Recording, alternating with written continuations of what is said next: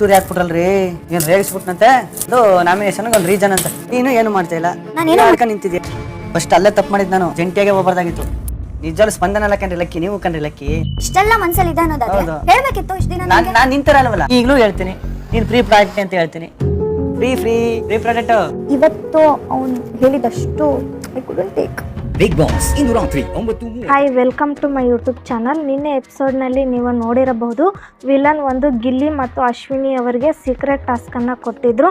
ಆ ಟಾಸ್ಕ್ ಏನು ಅಂತ ನೋಡೋಣ. ಅದಕ್ಕೂ ಮೊದಲು ನೀವೇನು ನಮ್ಮ ಚಾನಲನ್ನು ಸಬ್ಸ್ಕ್ರೈಬ್ ಮಾಡಿಲ್ಲ ಅಂದರೆ ಈಗಲೇ ಸಬ್ಸ್ಕ್ರೈಬ್ ಮಾಡಿ.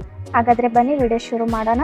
ಹೌದು, ವಿಲನ್ ಅವರು ಗಿಲ್ಲಿ ಮತ್ತು ಅಶ್ವಿನಿ ಅವರಿಗೆ ಸೀಕ್ರೆಟ್ ಟಾಸ್ಕನ್ನು ಕೊಟ್ಟಿದ್ರು. ಅದು ಏನು ಅಂದರೆ ಕಾವ್ಯ ಅವರನ್ನು ಅಳಿಸ್ಬೇಕು, ಅಂದರೆ ಅವರ ಕಣ್ಣಲ್ಲಿ ನೀರು ಬರೋ ರೀತಿ ಮಾಡಬೇಕು. ಆ ರೀತಿ ನೀವು ಇಬ್ಬರು ಮಾಡಬೇಕು. ಮಾಡಿದರೆ ನೀವು ನೇರವಾಗಿ ಕ್ಯಾಪ್ಟನ್ಸಿ ಟಾಸ್ಕ್ಗೆ ಸೆಲೆಕ್ಟ್ ಆಗ್ತೀರಾ ಅಂತ ವಿಲನ್ ಅವರು ಹೇಳಿರ್ತಾರೆ. ಅದಕ್ಕೆ ಗಿಲ್ಲಿ ಅವರು ಬೆನ್ಗೆ ಚೂರಿ ಹಾಕ್ಬಿಟ್ರಲ್ಲ, ನಾನು ರೇಗಿಸಿದ್ದಕ್ಕೆ ನೀವು ನಾಮಿನೇಟ್ಗೆ ಕಾರಣ ಕೊಟ್ಟರಲ್ಲ, ಸರಿನಾ ಅಂತ ಕೇಳ್ತಾರೆ. ಅಷ್ಟೇ ಅಲ್ಲದೆ ನಾನು ಜಂಟಿಯಾಗಿ ಬಂದಿದ್ದು ನನ್ನ ದೊಡ್ಡ ತಪ್ಪು ಮಾಡಿದೆ ಅಂತ ಹೇಳ್ತಾರೆ. ಆಮೇಲೆ ಗಿಲ್ಲಿ ಅವರು ಹೇಳ್ತಾರೆ ಕಾವ್ಯ ಅವರಿಗೆ, ನೀನೇ ಈ ಮನೆಯಲ್ಲಿ ಏನು ಮಾಡ್ತಾ ಇಲ್ಲ, ಸುಮ್ಮನೆ ನಿಂತ್ಕೊಂಡು ಅಳ್ಳಾಡ್ತಿರ್ತೀಯ, ನೀನು ನನ್ನ ನಾಮಿನೇಟ್ ಮಾಡ್ತೀಯ. ಆಮೇಲೆ ಕಾವ್ಯ ಅವರು ಇದನ್ನೆಲ್ಲ ಮುಂಚೆನೆ ಹೇಳ್ಬೇಕಾಗಿತ್ತು ಅಂತ ಹೇಳ್ತಾರೆ. ನಾನು ಅವಾಗ್ಲೇ ಹೇಳ್ತಿದ್ದೆ, ಆದ್ರೆ ನೀನ್ ತರ ಅಲ್ಲ ನಾನು, ಅದಕ್ಕೆ ಇವಾಗ ಹೇಳ್ತಿದ್ದೀನಿ ಅಂತ ಗಿಲ್ಲಿ ಅವರು ಹೇಳ್ತಾರೆ. ಇವಾಗ ಹೇಳ್ತೀನಿ ಕೇಳಿಸ್ಕೊ, ನಿಜವಾದ ಫ್ರೀ ಪ್ರಾಡಕ್ಟ್ ನೀನು ಅಂತ ಕಾವ್ಯ ಎದುರೇ ಹೇಳ್ತಾರೆ. ಕಾವ್ಯ ಅವರಿಗೆ ಗಿಲ್ಲಿ ಮಾತಿನಿಂದ ತುಂಬಾ ಬೇಜಾರಾಗುತ್ತೆ. ಕಾವ್ಯ ಅವರು ಅಳ್ತಾರೆ. ಕಾವ್ಯ ಅವರು ರಾಶಿಕಾ ಅವರ ಮುಂದೆ ಹೇಳ್ತಾರೆ, ಗಿಲ್ಲಿ ಮಾತಾಡಿರೋ ಒಂದೊಂದು ಮಾತು ನನಗೆ ತಡ್ಕೊಳ್ಳೋಕೆ ಆಗ್ತಾ ಇಲ್ಲ ಅಂತ ಹೇಳ್ತಾರೆ. ಇದಕ್ಕೆಲ್ಲ ಮೂಲ ಕಾರಣ ನಿಮಗೆಲ್ಲ ಗೊತ್ತೇ ಇದೆ. ಈ ವಾರ ಗಿಲ್ಲಿ ಕ್ಯಾಪ್ಟನ್ ಆಗೋದ್ರಲ್ಲಿ ಡೌಟೇ ಇಲ್ಲ.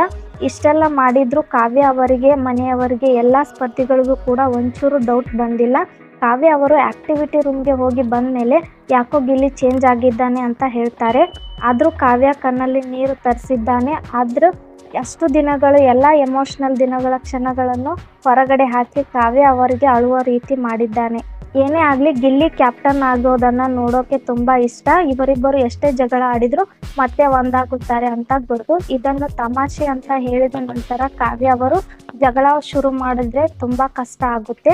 ಗಿಲ್ಲಿ ಕ್ಯಾಪ್ಟನ್ ಆಗೋದನ್ನು ನೋಡಬೇಕಿತ್ತು. ಗಿಲ್ಲಿಗೆ ಕೊಟ್ಟಿರುವಂತಹ ಟಾಸ್ಕನ್ನು ತುಂಬ ಚೆನ್ನಾಗಿ ಮಾಡಿದ್ದಾರೆ.